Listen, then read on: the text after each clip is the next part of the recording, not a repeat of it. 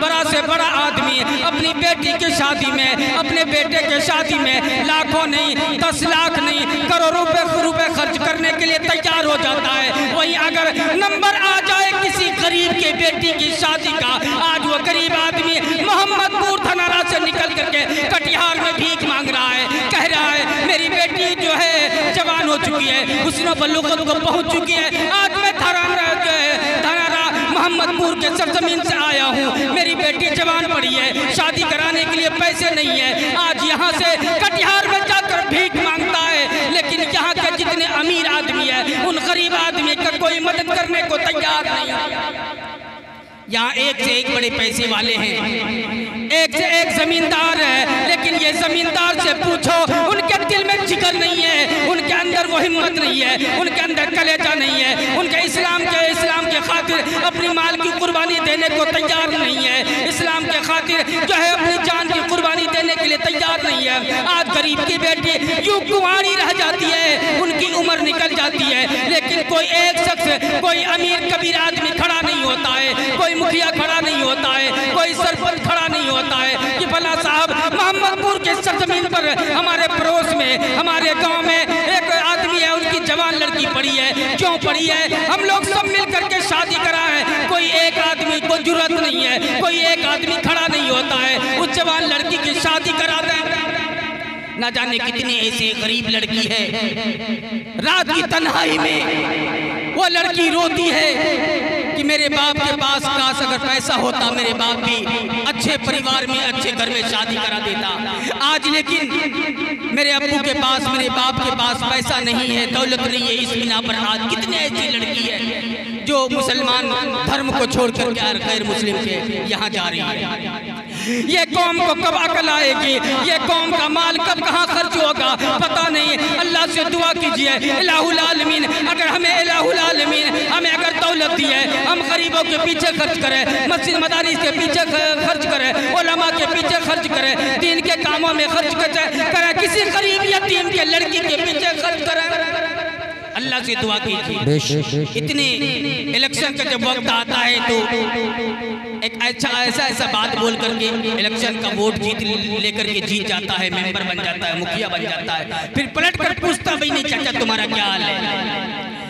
दोस्तों कुरान पाक की मुक़द्दस आयत है, कुरान कहता है वो कमा हलकना क़ब्लहुम मिनल कुरून, कि मेरी जमीन पर बदमाशी न करो, मेरी जमीन पर अय्याशी न करो, मेरी जमीन पर झगड़े लड़ाई की बात न करो, मेरी जमीन पर गरीब को परेशान करने की बात न करो। मैं अगर अपने पे आऊंगा तो तुम्हारे मुल्कों के नामो निशान मिटा के रख दूंगा।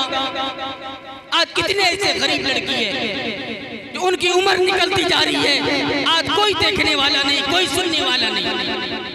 आज अगर हमारे गांव के अंदर में अगर किसी यहाँ अगर बीमारी लग जाए, बड़ा से बड़ा बीमारी पकड़ लेना, कैंसर की बीमारी पकड़ ले डॉक्टर, उनको यहाँ से दिल्ली मुंबई रेफर कर देना, तो वो आदमी दौड़ के इमाम साहब के यहाँ आएगा, मस्जिद के पास खड़े होकर के इमाम साहब का इंतजार कर रहा है। इमाम साहब नमाज पढ़ के निकलेंगे, उनसे बात करेंगे, उनसे दुआ करवाएंगे कि हमारे घर में एक पेशेंट है जो बीमार है, लाइलाज है, डॉक्टर ने जवाब दे दिया है, इमाम साहब आप दुआ फरमा दीजिए, अल्लाह के बारगाह इलाही में सजदा रेज़ हो जाइए, उनके लिए दुआ कर दीजिए, आपकी दुआ कबूल हो जाएगी, मेरा जो है बंदे अच्छा हो जाएंगे। जब दुख होता है इंसान को तो अल्लाह के बारगाह इलाही में सजदा रेज़ होने के लिए तैयार हो जाता है। लेकिन जब घर में सुख की घड़ी आती है तो माँ आपके घर में कंगड़ियों के गाने बजते हैं, आपके बच्चे के मुंह से जुबान पर जो है कंगड़ियों के गाने हुआ करता है, जो है खेसारी लाल का गाना बजता है, निरहुआ का गाना बजता है और किसी फिल्म स्टार का गाना बजता है। एक वक्त था, एक ऐसा वक्त था, उस जमाने की बात है, लोग जब गाँव से लोग फजर की नमाज पढ़ के निकलते थे, गाँव से गुजरते थे, लोगों के घर से कुरान की सदाएं आती थी, माँ बहन कुरान पढ़ती थी, कुरान पढ़ने की आवाज आती थी। अब जब सुबह उठेंगे ना आपको गाना सुनाई देगा। दोस्तों कुरान पाक की मुक़द्दस आयत है, कुरान कहता है व कमा हलकना क़ब्लहुम मिनल कुरून। अल्लाह तबारक व तआला ने हमें जिंदगी दी है, अल्लाह से बारगाह इलाही में सजदा रेज़ होकर हम यही दुआ करें इलाहुल आलमीन हमें ईमान पर खात्मा नसीब फरमा। आज मस्जिदें खाली पड़ी है, आज जो 2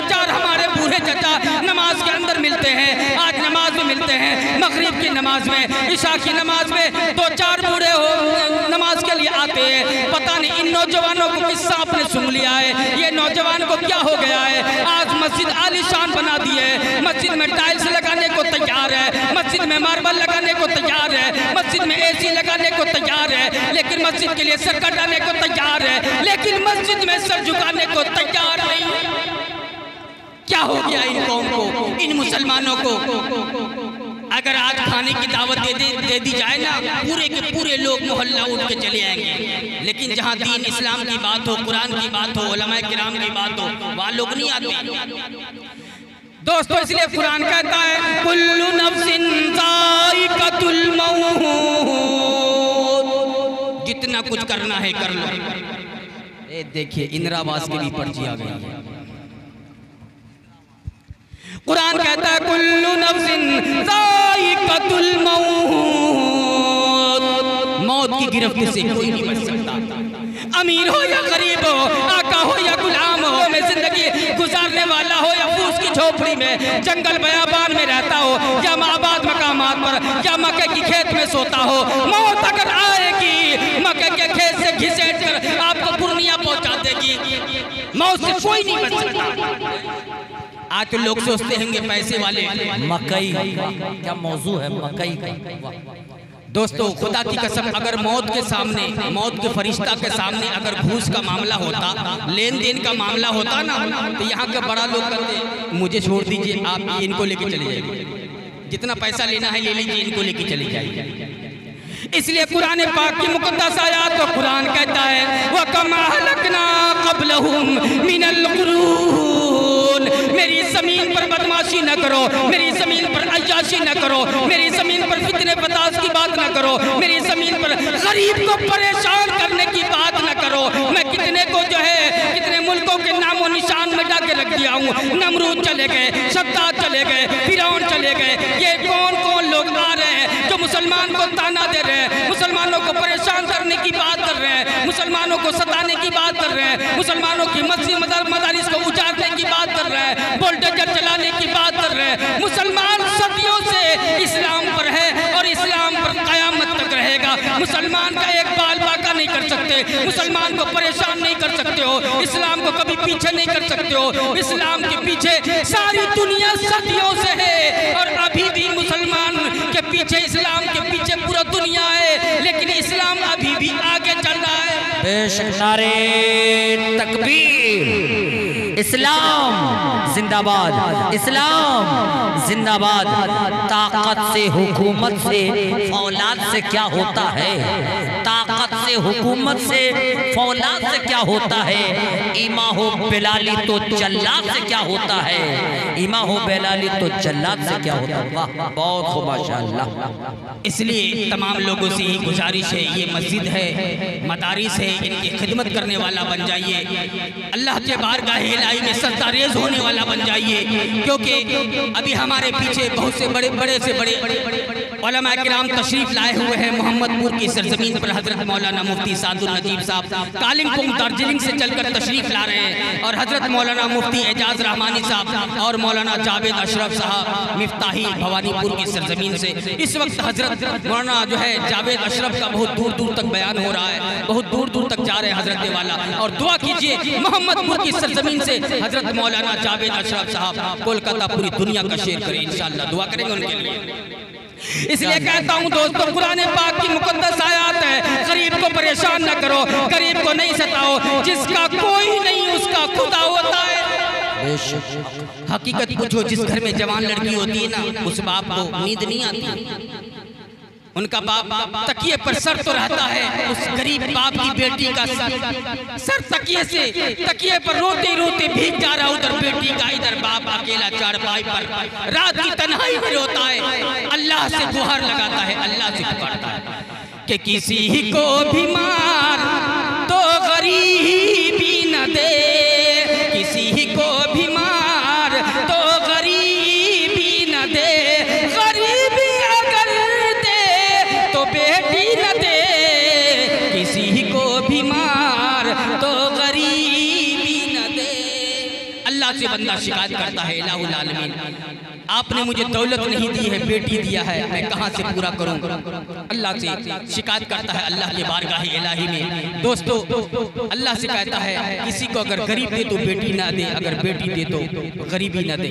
दोस्तों अल्लाह का पाक सल्लल्लाहु अलैहि वसल्लम अल्लाह से दुआ करें हम तमाम मिल करके इलाहुल आलमीन हम तमाम लोग गरीबों की खिदमत करने वाला बना दे। अगर हमारे मोहल्ले में समाज में अगर गरीब लड़की अगर कोई पड़ी हो तो उनका हम लोग मिलजुल करके शादी करा दें। अगर ये 500 घर की अगर आबादी है तो 100 रुपए देंगे तो कितना पैसा हो जाएगा, उन गरीब का भला हो जाएगा, आपका भी काम निकल जाएगा, आपका भी सदके जारिया में आपका नाम लिखा चले जाएगा। इसलिए मैं तमाम लोगों से गुजारिश करता हूं और मैं एक मैसेज देके जाता हूं मोहम्मदपुर सरजमीन के यहाँ सरजमीन से। अगर आपके समाज में आपके गांव में अगर कोई यतीम गरीब लड़की हो जिसका माँ नहीं हो बाप नहीं हो तो इंशाअल्लाह आप मेरा नंबर लिख लीजिएगा, उनका शादी का जो खर्च होगा इंशाअल्लाह पूरा देने के लिए मैं तैयार हूँ। इंशाअल्लाह मेरा नंबर लीजिएगा और अल्लाह से दुआ कीजिए अल्लाहुल आलमीन हम तमाम उम्मत मुस्लिमा को गरीबों का ख्याल करने वाला बना दे, गरीबों पर जो है रहम करने वाला बना दे। मैं अपनी बात को खत्म करता हूँ।